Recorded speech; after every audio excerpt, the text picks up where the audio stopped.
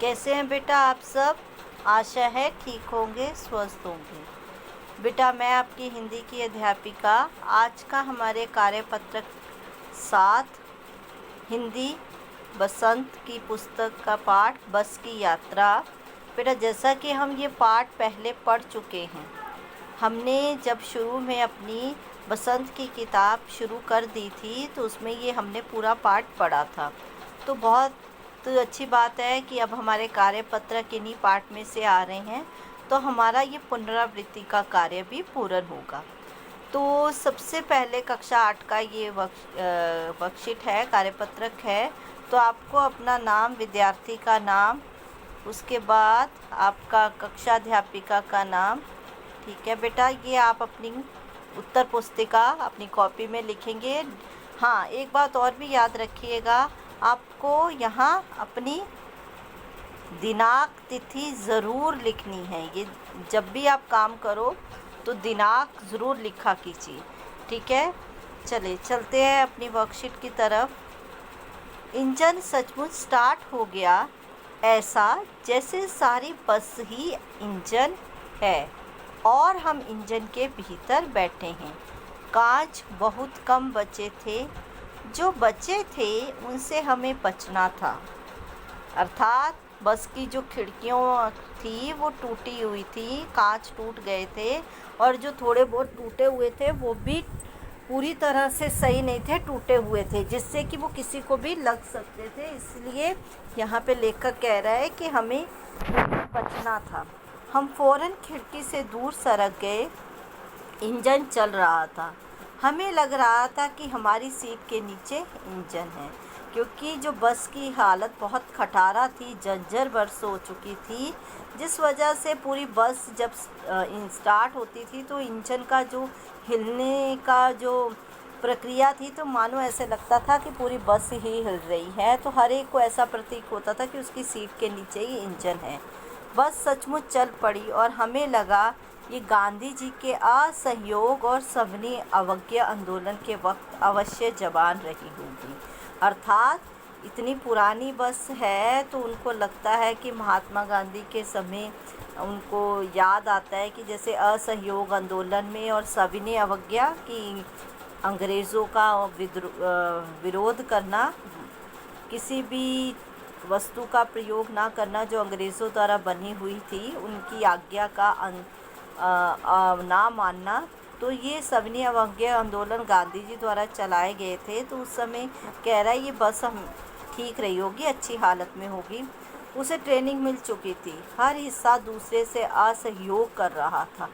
असहयोग का मतलब होता है कि सहयोग ना देना, अर्थात खिड़कियाँ, दरवाजे, सीटें एक दूसरे से बिल्कुल भी इस तरह से नहीं थे कि एक बस में जैसे होता है ना, एक अच्छी खासी बस है उसमें आप आराम से सुविधाजनक बैठ सकते हैं। तो इसमें क्या हुआ था, खिड़कियाँ टूटी हुई थी, गेट दरवाज़ा अपनी तरफ लटका हुआ था, सीटें जो थी वो भी हिल रही थी, इंजन से सारी आवाज़ आ रही थी कि हर कोई अपनी अपनी भाषा बोल रहा था। अर्थात बस की जो भी स्थान था, खिड़कियाँ, दरवाजे, सीट, इंजन, सब अपनी अपनी भाषा बोल रहे थे। अर्थात इतना ज़्यादा लग रहा था कि बस अपने बस नहीं है, बस का हर हिस्सा अपने आप में ही एक पूर्ण हिस्सा बन रहा है और वो बस एक दूसरे से सहयोग नहीं कर रहा। पूरी बस सविनय अवज्ञा आंदोलन के दौर से गुजर रही थी। दौर आपको पता है, इसमें आपको दिए हुए हैं शब्दार्थ भी आप दे सकते हो। ज़माना अर्थात कि किसी से भी किसी बस का जो एक दूसरे से जो सीट है, दरवाज़ा है, खिड़की है, इनका एक दूसरे से कोई मिलाप ही नहीं था, कि अर्थात ठीक ही नहीं थी ये सब चीज़ें। क्योंकि अगर देखो सीट अच्छे से फिट हो तो इंजन जब चलता है तो इंजन से बस थोड़े हिलेगी, और अगर खिड़कियाँ ठीक हों तो आप आराम से उसमें बैठ सकते हो। लेकिन ऐसा कुछ भी नहीं था उस बस में। सीट का बॉडी से असहयोग चल रहा था, सीट जो लगी हुई थी और बस की बॉडी, यानी कि सीट टूट फूट के इधर उधर चल रही थी। कहीं भी आप देखते हो कि पुरानी टूटी हुई बसों में जो बस की बॉडी होती है वो उससे सीट ऊपर को उठी होती है या साइड में गिरी होती है, ऐसी हालत थी। कभी लगता सीट बॉडी को छोड़कर आगे निकल गई हैं। और आप कई बार देखते हो कि बैठते हो बस में, कोई भी पुरानी बस आप चलती है तो आपको सीट कई बार ना आप पीछे को होते हो तो सीट आगे को खिसक जाती है, तो यही उनके साथ भी हो रहा था। कभी लगता है कि सीट को छोड़कर बॉडी आगे भागी जा रही है। 8-10 मील चलने पर सारे भेदभाव मिट गए। ये समझ में नहीं आता था कि सीट पर हम बैठे या सीट हम पर बैठी। अर्थात बस की इतनी दुर्गत हो रखी थी कि सीट कई बार ऐसे होता था कि खिसक कर आगे निकल आ जाती थी और हम नीचे हो जाते थे। तो यही यहाँ पे बताया है लेखक ने। तो सबनी अवज्ञा आंदोलन आपको पता ही है कि गांधी जी द्वारा चलाया गया था। 1930 का आंदोलन है ये।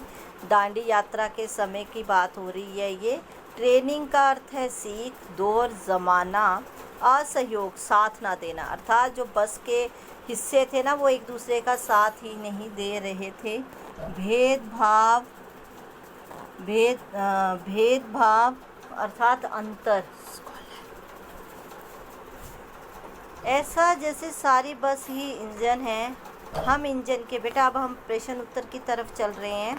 चलिए प्रश्न उत्तर करते हैं। पहला, ऐसा जैसे सारी बस इंजन है और हम इंजन के भीतर बैठे हैं। ऐसा क्यों लगा? क्योंकि बस एकदम खटारा थी, शीशे टूटे हुए थे, इंजन की दयनीय स्थिति थी। स्टार्ट होते ही पूरी बस जो थी वो हिलने लगती थी और शोर होने लगता था। इस तरह लेखक को ऐसा लग रहा था। दूसरा प्रश्न है, लेखक ने सबनी अवज्ञा आंदोलन का उपयोग बस के संदर्भ में क्यों किया है? असहयोग आंदोलन आपको पता है गांधी जी द्वारा अंग्रेज़ों के खिलाफ भारत जब आज़ादी प्राप्त करना के संदर्भ में चलाया गया था। बेटा ये प्रश्न है और इसका उत्तर भी है, तो आप इसको पढ़िएगा और लिखिएगा कि गांधी जी अंग्रेज़ों द्वारा जो नमक पर टैक्स लगाने पर दांडी यात्रा करके उन्होंने समुद्री नमक बनाकर उनके कानून को तोड़ा था। क्या था कि नमक बनता था तो उस पर अंग्रेज़ टैक्स लगाते थे, इसलिए लेखक ने कहा कि ये बनाकर उनके कानून को तोड़ा था। इसलिए ये बेटा एकदम से वो एक पंक्ति रिपीट हो गई है, आप ध्यान से लिखिएगा कि ये गांधी जी के असहयोग और सबने आंदोलन के वक्त जबान रही होगी अपने आप को आज़ाद करवाने के सभी दाव पर जानती है, लेखक का कहना। अर्थात अब इसकी हालत एकदम वयोवृद्ध प्रयोग किया था उन्होंने शुरू में शब्द की बूढ़ी हो रखी है, जंजर हो चुकी है, तो उस समय इसने खूब इस आंदोलन में भाग लिया होगा, तो इसलिए इसकी हालत ऐसी हो गई है। तीसरा प्रश्न है, कौन कौन से अंग्रेजी शब्द आए हैं? स्टार्ट, इंजन, ट्रेनिंग, बॉडी, और भी आप इसमें देख सकते हो। अंतिम प्रश्न हमारा गतिविधि है ये आप खुद भी कर सकते हैं बेटा, कि आपको असहयोग आंदोलन आपकी जो इतिहास की पुस्तक है उसमें इसके बारे में बहुत अच्छे से जानकारी दी गई होगी, आप उसकी सहायता लेकर इसमें लिख सकते हैं। फिर भी मैंने थोड़ा सा लिखा है, आप भी अपना लिखिएगा और फिर इससे देख के अपना भी चेक कीजिएगा। जो एक आधा मुख्य बिंदु रह जाएगा वो यहाँ से भी आप नोट कर सकते हैं। चलिए चलते हैं आगे। असहयोग आंदोलन इसे गांधी जी के नेतृत्व में अंग्रेज़ों के खिलाफ चलाया गया था। इसकी शुरुआत 1 अगस्त 1920 को हुई थी और इस आंदोलन को पूरे देश में सभी वर्गों का समर्थन मिला था। जब अंग्रेज़ों का सहयोग करने से गांधी जी ने मना कर दिया था, कहा था कि हर वस्तु का, विदेशी वस्तु का बहिष्कार करिए। आपने देखा होगा कि होली जलाई गई थी विदेशी कपड़ों की, लेकिन 1922 में एक ऐसी घटना हुई जिससे एक चोरा चोरी स्थान था जो हमारा, वहाँ पे एक पुलिस थाने को आग लगा दी गई क्रांतिकारियों के द्वारा, तो बहुत से पुलिसकर्मी उसमें मृत्यु हो गई थी, जिससे गांधी जी बहुत दुखी हुई और उन्होंने वो आंदोलन वापस ले लिया था। फिर आगे आया सबनी अवज्ञा आंदोलन की शुरुआत ही गांधी जी ने 1930 में की थी। ये बहुत ही प्रसिद्ध आंदोलन है, दांडी की यात्रा के समय की बात है ये, कि गांधी जी ने स्वतंत्रता दिलाने के लिए इस आंदोलन की शुरुआत की थी। 22 मार्च 1930 को महात्मा गांधी जी ने गुजरात के अहमदाबाद में स्थित जो साबरमती आश्रम है उसमें एक ऐतिहासिक नमक यात्रा प्रारंभ की थी। इस 6 अप्रैल 1930 को यात्रा के अंत में, ये बेटा 2-3 पंक्तियाँ दोबारा से इसमें रिपीट हो गई हैं, इसको ध्यान से पढ़िएगा और लिखिएगा। 6 अप्रैल 1930 को यात्रा के अंत में दांडी नामक जो तटीय गांव था, यानी कि उसमें समुद्र के किनारे जो गांव था जहां नमक बनता था, दांडी गांव था वो, वहाँ पे गांधी जी ने नमक बनाया और नमक कानून को तोड़ दिया। नमक कानून क्या था कि नमक बनाने के उपरांत जो भारतीयों को बहुत सा टैक्स विदेशियों यानी कि अंग्रेज़ों को देना पड़ता था, तो बहुत ज़्यादा भार डालता था आर्थिक रूप से हमारे भारतीयों पर। तो महात्मा गांधी जी ने इस कानून को तोड़ने का काम किया था। नमक कानून की अवज्ञा के साथ ही, अवज्ञा होता है कि आज्ञा ना मानना, के साथ ही सबने आंदोलन जो था, अवज्ञा आंदोलन था, उसका प्रसार हमारे पूरे भारत में हो गया।